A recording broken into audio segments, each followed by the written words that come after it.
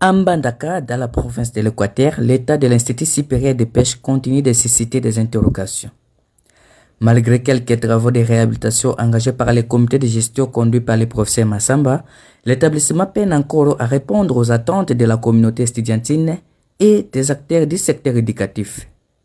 Sur place, le constat reste préoccupant. Les infrastructures marquées par le poids des années et le manque d'investissement conséquent constituent aujourd'hui l'un des principaux obstacles au véritable redécollage de cette institution censée de jouer un rôle stratégique dans la formation des cadres spécialisés en pêche et en gestion des ressources halieutiques de la province. S'exprimant à ce sujet, le secrétaire général chargé de la recherche a tenu à éclairer l'opinion sur l'état actuel de l'établissement. Ça, ce sont de vieilles bâtiments laissés par l'Athénée de Mbandaka. Ceux qui connaissent la ville de Mbandaka, donc là où il y avait l'internat de l'Institut de Mbandaka, nous avons hérité de ces bâtiments qui sont en état de délabrement très très avancé.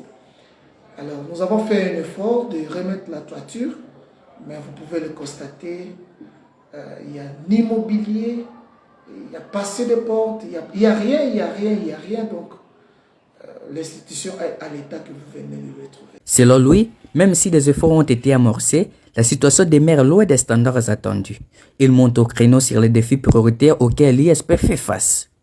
Cette institution est encore très loin, que ce soit sur le plan académique, sur le plan infrastructurel, sur le plan effectif, sur le plan personnel.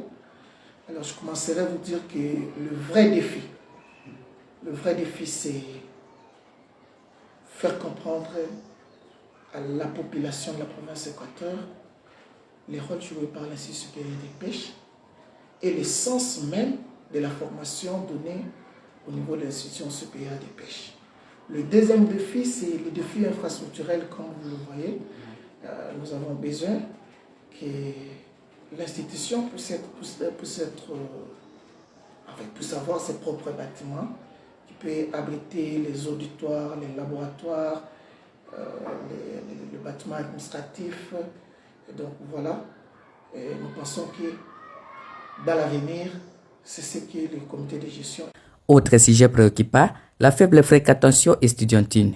Pour les responsables académiques, plusieurs facteurs expliquent cette réalité, notamment l'absence d'un accompagnement soutenu des autorités pour redonner confiance aux jeunes désireux de s'orienter vers cette filière. Trouver un effectif très réduit d'étudiants, une cinquantaine. Alors, en faisant un bon diagnostic, nous avons trouvé 3 axes.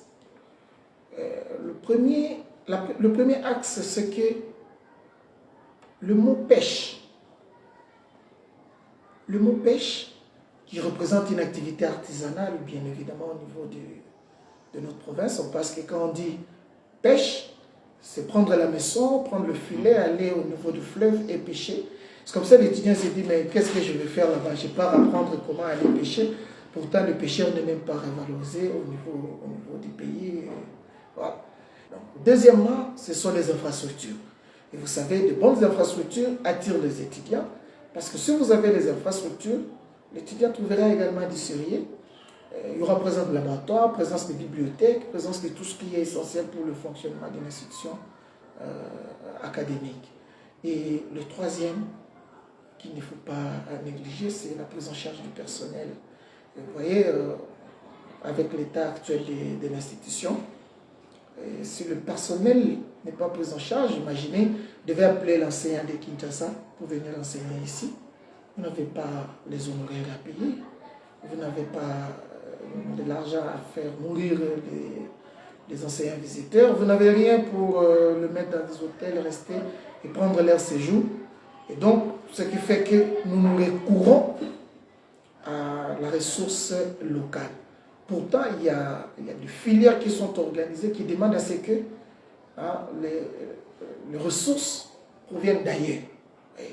C'est ça ce que le comité de gestion avait comme, dans son diagnostic comme élément qui fait qu'il n'y ait pas assez d'étudiants au niveau de l'institution. Dans une province où la pêche représente pourtant un secteur vital de l'économie locale, beaucoup s'interrogent sur les sorts réservés à une institution qui devrait, En principe, contribuer à la valorisation des ressources naturelles et à la formation des compétences locales. Le secrétaire général a ainsi lancé un appel pressant aux autorités provinciales et nationales afin qu'elles accordent une attention particulière à cet établissement.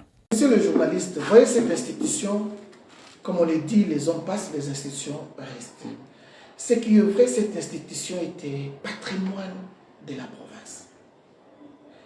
C'est la seule institution qui peut être en mesure de créer des emplois relativement à la ressource de la province.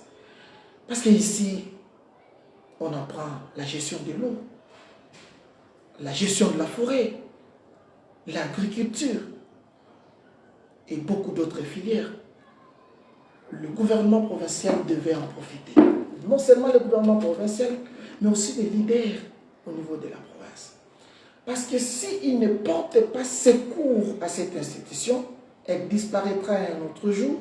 Et si elle disparaît, l'espoir de la population mbandakaise équatorienne serait envolé. Moi, je pense, et c'est ce que nous attendons des autorités politiques, des hommes de bonne volonté, des entrepreneurs, mais aussi tout celui qui peut amener quelque chose pour la reconstruction de cet édifice. L'ISPEJ est une institution publique de l'État. Nous pensons que c'est lui qui amènera, c'est lui qui nous accompagnera dans ce sens pour que cette institution soit revêtue d'une très belle robe afin de former un personnel de qualité, des professionnels, des ingénieurs qui sortiront de la ville de Mbandaka pour la transformation de la province de l'Équateur, pourquoi pas la transformation de la République démocratique du Congo, à ce qui concerne les ressources halieutiques, à ce qui concerne la forêt, la gestion de la forêt et tout ce que vous savez à l'Institut supérieur de pêche.